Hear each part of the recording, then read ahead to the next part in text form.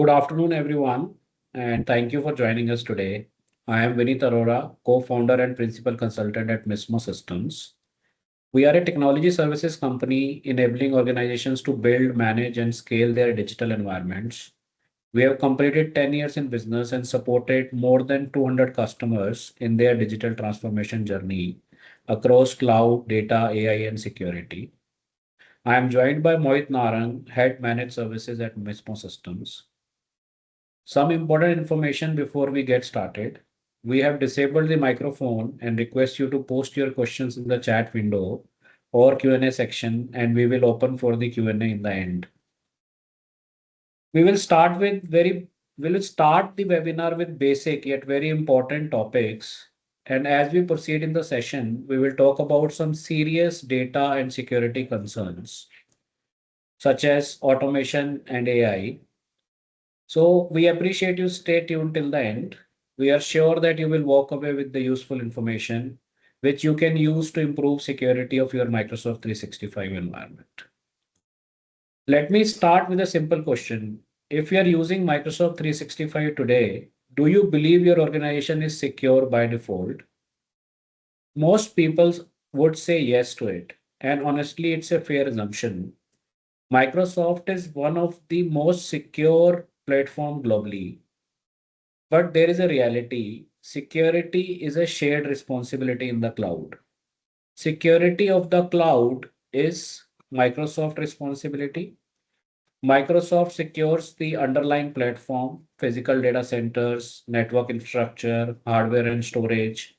Security in the cloud is customers' responsibility. Customers are responsible for how they use and configure Microsoft 365. User identity and access, data protection, email security policies, external sharing settings, and so on. Everything is configurable. In simple terms, customer controls who accesses what, how, and under what conditions. And that gap between what's available and what's actually implemented is where most security incidents happen. So today we are going to talk about that gap. Today's session is designed to be practical and relevant. We will cover the current threat landscape and how attacks are evolving, what security capabilities Microsoft 365 provides in different licensing models, where organizations typically have gaps, what we have seen when working with the customers, gaps in the data sharing across departments, and so on, the role of access control and governance, and finally, a practical roadmap to fix these gaps. Also, we will be offering a free of charge Microsoft 365 security and compliance assessment for your organization toward the end, and we would like you to benefit from it. We will also have a few quick polls to make the session interactive and understand where you stand today. Let's start with the current threat landscape. Cloud attacks have increased significantly, over 80% in recent times. Microsoft itself blocks millions of threats every day, and you can look at the average cost of the breach on the slide. But what's more important than these numbers is how attackers are changing.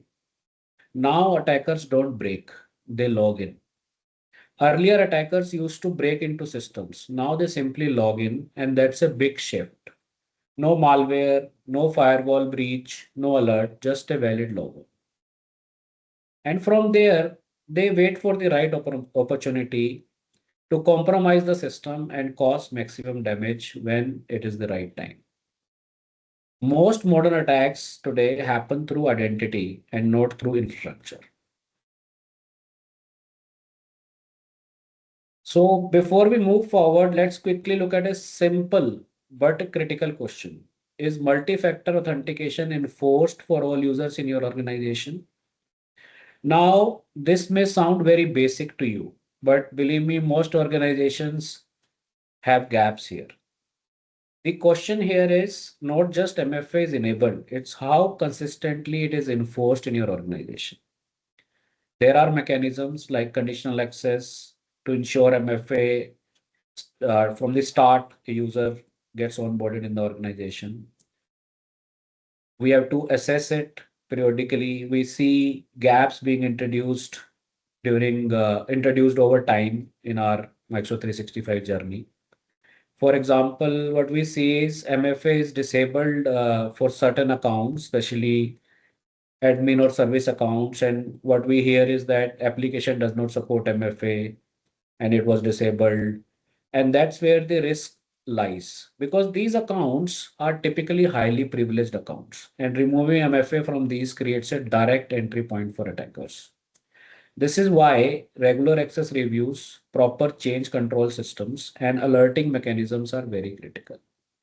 It's not about enabling MFA once, it's about continuously ensuring it is enforced without exception.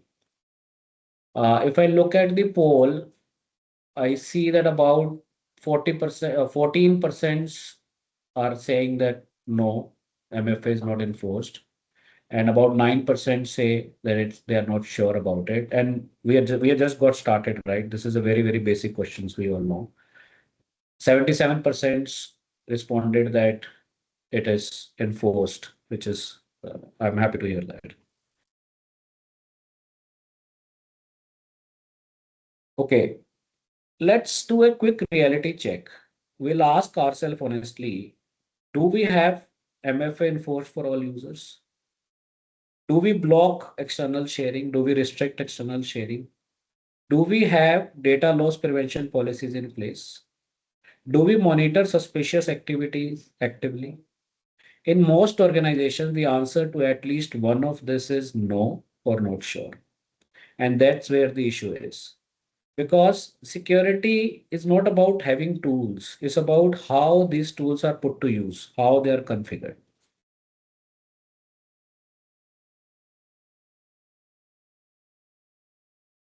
Now I'll hand over to my co-presenter Mohit to talk about Microsoft 365 capabilities, and I will join you back soon. Over to you, Mohit. Thanks, Vineet. Good evening, everyone. Thanks for joining the call. So now here is the interesting part. Microsoft 365 already provide a wide range of security and compliance capability. For example, Defender for Office 365 helps protect against phishing and malicious content. Identity and access management control how user log in and under what condition, which is very important. Information protection and DLP help prevent sensitive data from being shared incorrectly. And of course, compliance tools provide visibility into activities across your environment. So the platform is actually very powerful. The problem is that not everything is enabled by default. So we have to enable it manually. So before we move ahead, I would like to quickly understand where everyone stands in terms of Microsoft 360 of security adoption. So we are launching this poll to understand which of the following M365 security feature you are using. You will see option like conditional access, data loss prevention, Microsoft Defender for Office 365, and couple of others. Please take a few seconds to select the option that best reflect your current setup.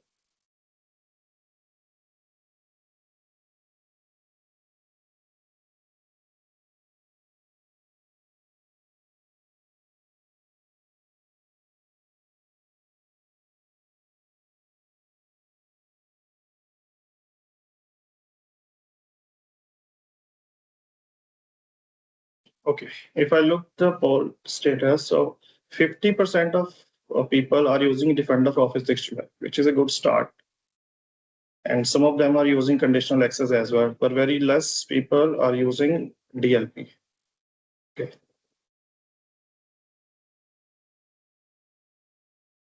Okay, this is something many organizations overlook. It's a very brief list of features we see on the screen, but we'll give you an idea about that. If you are using business standard, you will get basic collaboration, but very limited security features. Example, no conditional access, no advanced threat protection, no proper DLP. Business Premium improved things by adding identity control and some protection. E3 adds some compliance and data governance features. E5 where advanced security feature comes in, like threat detection, insider risk, and advanced auditing. So when we evaluate the security posture of customers, one of the first question we ask from them, what license are you in? Because that directly define what you can and you cannot do on that. Like example, we work with many clients who use business basic and business standard. They assume they were secure because they were on M365. But when we assess their environment, we got to know MFA was not enforced, no visibility into the activity, no phishing protection. When they understood the risk they are opening in, they moved to the business premium or a license that can offer security features. Business premium is a good start for most of the organization. They can opt for E3 and E5 for the user who are dealing with critical and sensitive data. Now let's quickly understand your licensing. Which Microsoft 365 licensing you are using?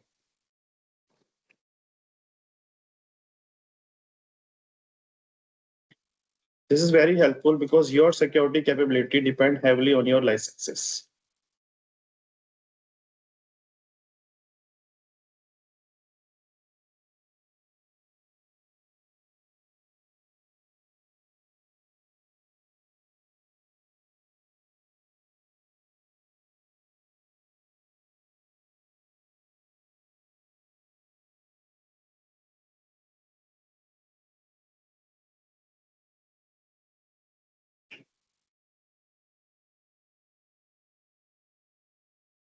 Okay, then 50%, not 50%, I would say 60% of users are using basic and standard. They are very less premium, and even the 15-20% are using E3. That. Okay. Okay. Let's move beyond IT and look at the business impact. Now, one important thing I would like to share with you, our M365 assessment is not just a technical checklist. We don't only look at the configuration or setting. We focus on the understanding your business processes, how data flows between the department, where IT is enabling those processes, and where's the gap in IT can create real business risk.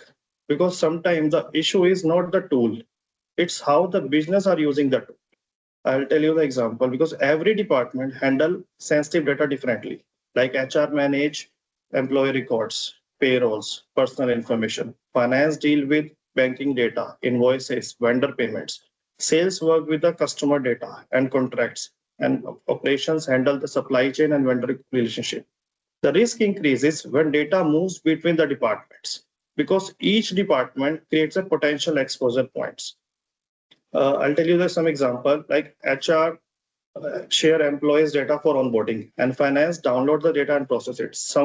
Someone saves a copy locally or download the data and share it externally with a third-party application. Now, the concern is data is exist in multiple uncontrolled locations. And this become even more critical when data is shared outside the organization. In many SMBs, we have worked and we have seen that functions like finance, payroll, marketing are handled by external vendors or contractor. The data is shared over the email via links, downloads, but without proper control. And visibility is lost once it leaves your environment. How you can address it? By implementing data classification, DLP policies, you can control how sensitive data is shared, both internally and externally. And which tool you can use it, like sensitivity labels, restricted sharing. You ensure that even when data is shared and it remains protected and traceable. So how does your, so would like to understand how does your organization typically share sensitive data in HR, finance, and vendors?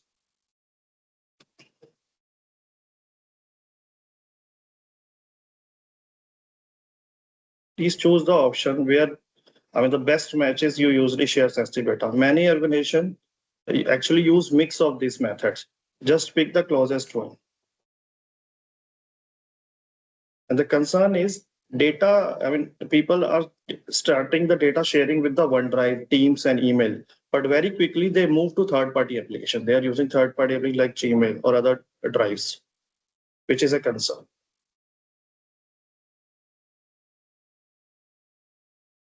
Okay, so 57% of people are using email attachment.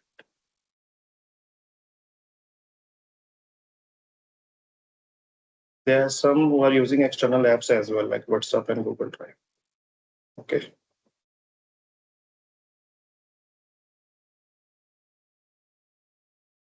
Okay.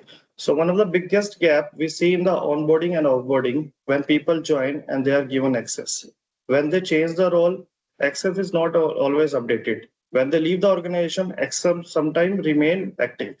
This create what we call orphan accounts. In one of the cases, we found multiple ex-employees who still had the access to system months after leaving. In one of the instances I've checked, an account was actually used after the employee had exited. This is not uncommon.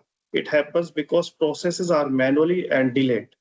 By combination of automation with identity governance like joiner, mover, leaver workflows, and periodic access review, you can close most access-related security gaps. Now I would like to hand over to Vineet Arora to explain about the real attacks. Thank you, Mohit. You shared very useful information. I'll take it from here. So let's connect everything with the real world scenario. So these are very basic scenarios we'll start with. So first scenario is phishing. A user clicks a link, credentials are stolen, attacker logs in, and he has access to the system. Very simple, a very common scenario.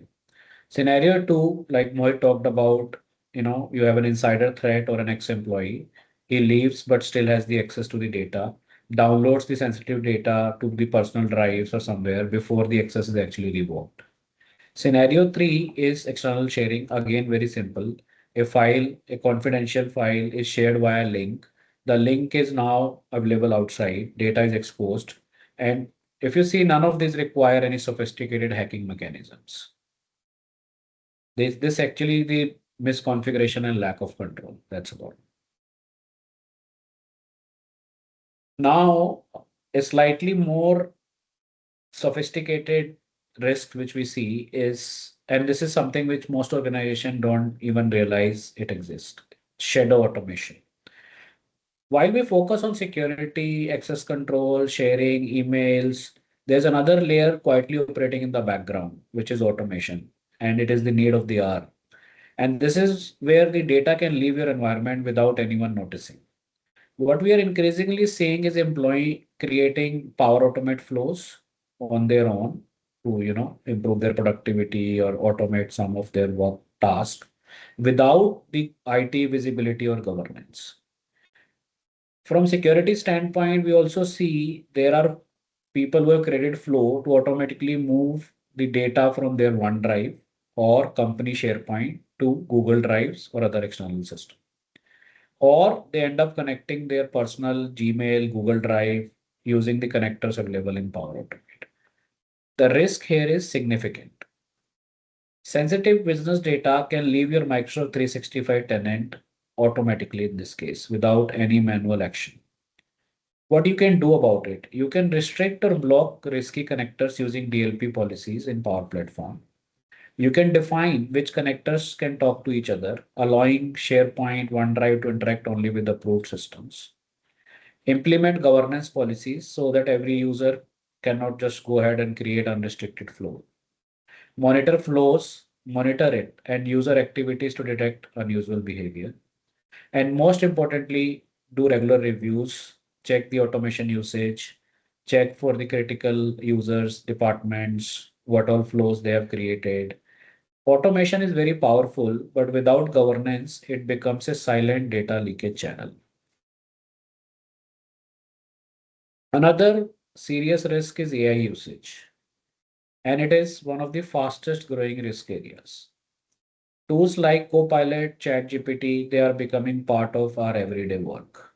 And while they significantly improve productivity, they also introduce a completely new layer of data risk. For example, a user might paste a customer contract, financial data, or internal report in ChatGPT to get insights or summaries. If we talk about Copilot, the risk is little different.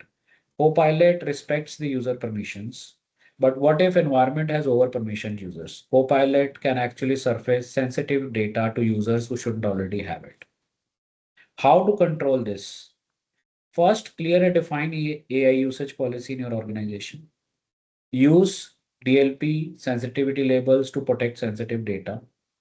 Control access to AI tools using conditional access and app controls. Enable monitoring using tools like Purview, Defender, and audit logs. And finally, trainings. User awareness is critical. People need to understand what should and should not be shared.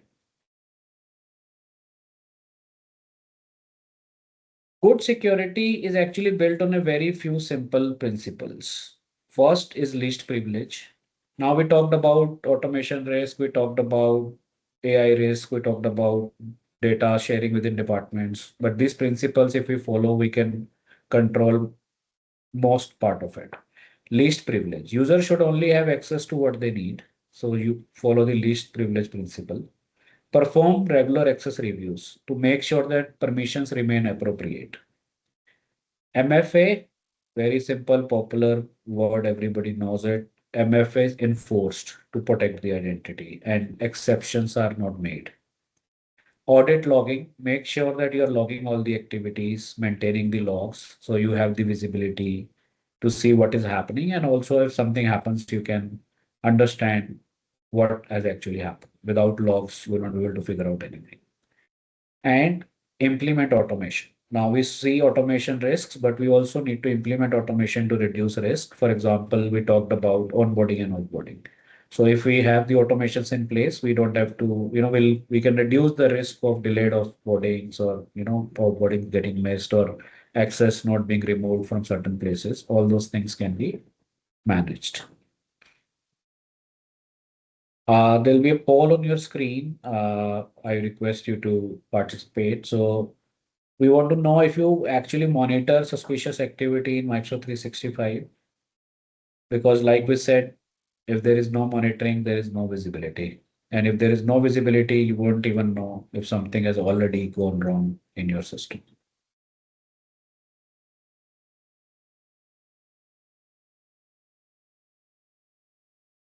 Okay, so we see responses coming in.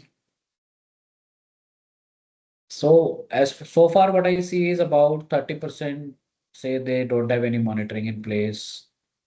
60% say they have but limited monitoring. And there are about 10% who are saying that there are dedicated security teams and tools. So monitoring is very, very important. So let's make sure that we monitor what is happening in our systems.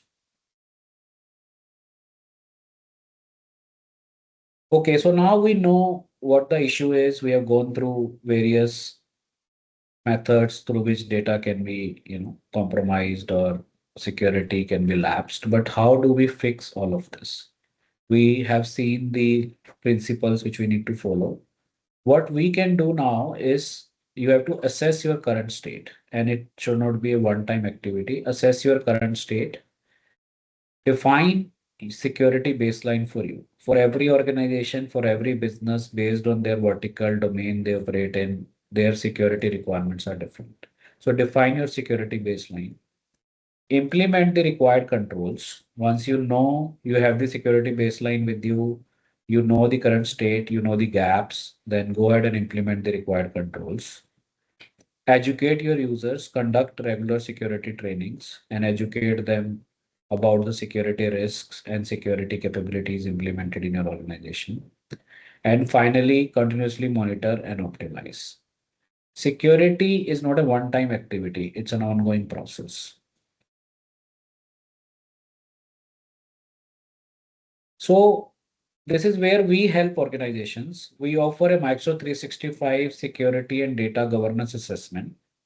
We start with a discovery. We kick off by understanding your business, your priorities, your security concerns. We review the current environment and configurations in a read-only mode. We do workshops, which are like Mohit earlier mentioned, which are not only technical, but we also understand how your different departments and business functions operates, how data flows within the departments, and most importantly, and most ignored place is how you do it with the external vendors. And what you get an information baseline document explaining what you have today. You get a gap analysis report mapped with security baselines for your organizations and your business vertical with a prioritized list of actionable recommendations. We also help you with a prioritized roadmap with list of gaps with severity and complexity. We also give you information if you have the licenses in place already to implement these gaps or fix these gaps, or you need to make changes in your licensing model. With this, you have all the details needed to take an informed decision and secure your Microsoft 365 environment. Next, we'll see some snippets of the reports which we produce. So these are some snippets. There's one more slide, this kind of reports which you get, which you can take it forward. Now, to conclude, security in Microsoft 365 is not about what you have. It's about what you have configured, what you're monitoring, and how well your data is governed. The tools are already there. The question is, are you using them effectively? We recommend understanding real risks, which require you to move beyond technical checklists like we talked about and understand how data flows in your organization, identify security and compliance gaps, and implement proper licensing and configuration to save yourself from costly data breaches and regulatory penalties.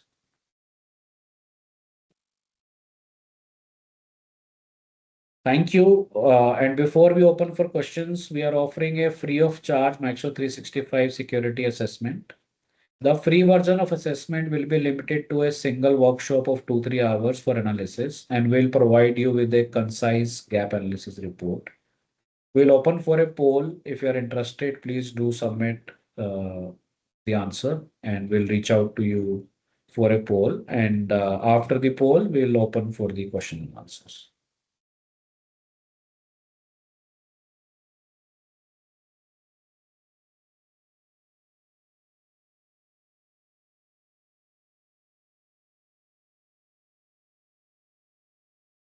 Okay. So while we get response to this, I'll just have a look if there are any questions. Please feel free to put in the chat window. We have made sure that the content is crisp and to the point. Any feedback is also welcome.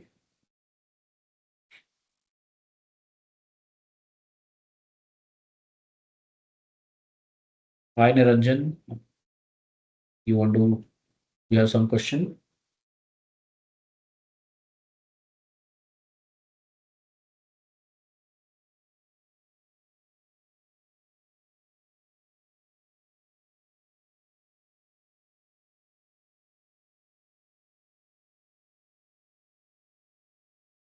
We'll wait for a couple of minutes to see.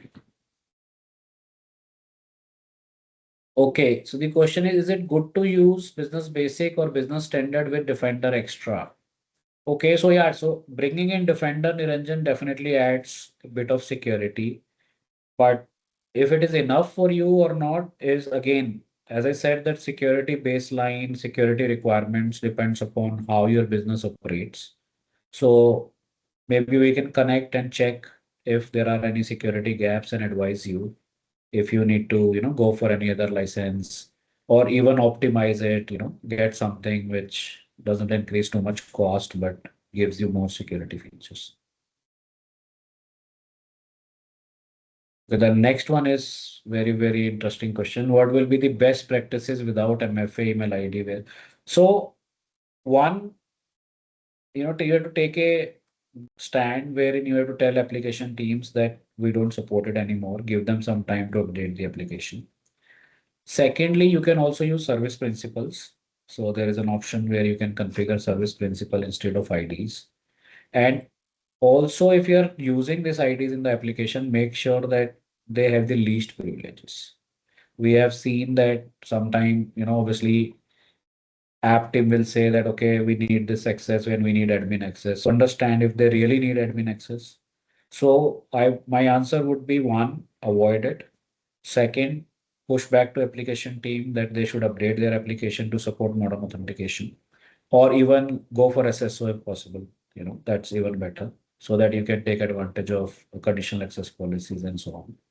And third, you know, go for least privileges control. Yeah, so it will definitely be helpful in DPDP. So DPDP, see, security is a wide topic. So DPDP It will also help in DPDP because DPDP make sure in DPDP to make sure that you take care of the PI data which you are collecting. There is a lot more in DPDP about consent management and so on. But this will definitely help. It will help you in DPDP, it will help you in GDPR, it will help you in other compliance, ISOs and so on. So these controls, when put in place, will definitely help you. Ajay. Okay, Arshil is asking, is there any control that we can apply where user have to label the data according to classification level before uploading it to OneDrive and SharePoint? Yes. So we can configure, labeling. There are two ways. One called auto labeling, wherein we can configure that, okay, based on the, folders and SharePoint sites and different mechanism, auto labels can be applied. Secondly, we can set up a configuration where you can ensure that user have to apply a label before they save the file. Using basic and standard, I mean, how best security practice to follow. So with the basic and standard, there are limited security features. So make sure that you have MFA in place. Restrict external sharing. Do make sure that you have limited number of global admins. Monitor the activities which are happening. Permissions, make sure that do regular access reviews. So you have limited capabilities between with the basic and standard, but at least follow these all basic, whichever is available to you. Why not there is a checklist kind activity added into application for simple understanding and implementation of any kind of security check monitoring like firewall. There is a checklist kind activity added into application.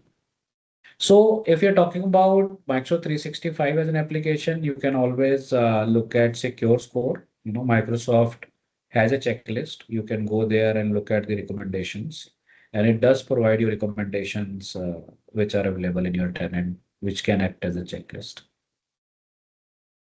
How does Microsoft Defender XDR correlate signals across email endpoints, identities, and cloud? So, Mr. Raghavan, so Defender XDR basically, I think you need Purview and some other tools as well to do the real correlation. And nowadays, you also have Security Copilot. I'm not sure if you have explored. So you can with XDR, you can correlate those signals across, endpoints, emails, and identities.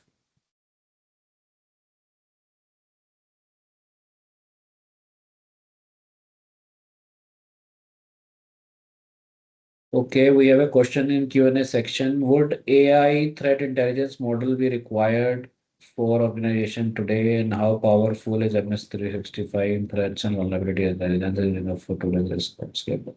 So I just touched this topic, like, there are advanced security capabilities available in Microsoft 365 and more is coming up. So we have like Defender suite available. We have Purview suite available. Microsoft has recently announced E7 plan, which is going to, treat AI agents like identities, like digital employees. So there is a lot of capability available in Microsoft 365. You have security copilot there to, help security team, security analysts to go through the signals which you are receiving from various systems. So to answer that, there is never enough in security, but Microsoft is in a strong position right now and they offer good tools. It's a good question. Okay. We'll wait for if any of your question is not answered, kindly let us know. Maybe we can get in touch with you to take a deep dive. Can we drop our email ID or something, Sanya, where people can reach out if they have any other question which is not satisfactorily answered or some additional questions? Yeah, sure. I'm dropping off. Okay, so we'll wait for another few minutes, maybe 3, 4 minutes. If there are any additional questions, then we can sign up, I guess. Okay, I think there are no more questions. We can sign off. Thank you everyone who's still there, thank you for joining in, and we will reach out to you.